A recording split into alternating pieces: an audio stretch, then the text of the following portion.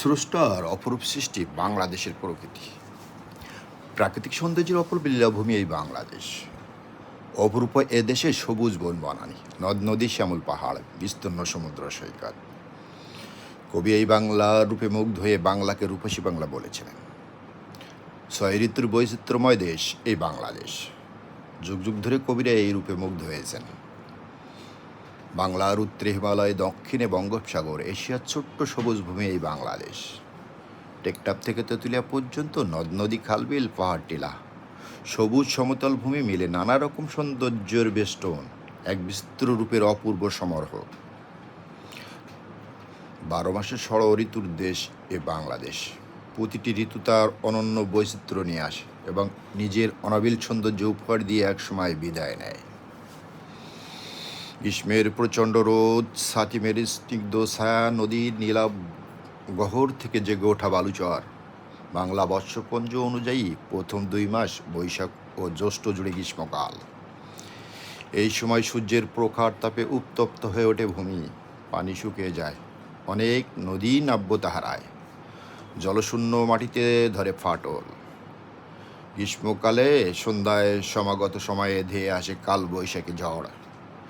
দক্ষিণ এশিয়ার দেশগুলোতে এ সময় গাছে গাছে বিভিন্ন মৌসুমি ফল দেখা যায়, যেমন আম, কাঁঠাল, লিচু ইত্যাদি। বাংলা বর্ষপঞ্জি অনুযায়ী এর পরের ঋতু হলো বর্ষাকাল। সে সময় প্রচণ্ড বৃষ্টিপাত গ্রীষ্মকালীন সব তপ্ততা মিটিয়ে দেয়। গ্রীষ্মের ফোটা ফুল হচ্ছে অর্জুন, কনকচূড়া, কামিনী, জারুল, দেবদারু, নিম, পারুল, পালাম, বেরিয়ে, মিনজিরি, মেহগনি, সোনালু, স্বর্ণচাপি ইত্যাদি। গ্রীষ্ম যখন শুকনো হোক, এ ঋতুতে ফুলের অভাব নেই। বর্ষা থই থই জল, অবিরাম বৃষ্টির মেয়ের কান্নার কদম, কামিনীর কেয়ার স্নিগ্ধ হাসি। বর্ষায় তো বাংলা চিরায়ত রূপ। কখনো রিমঝিম গান গেয়ে বৃষ্টি নামে, মিষ্টি মেয়েটির সুরে সুরে ভরিয়ে তোলে প্রকৃতি।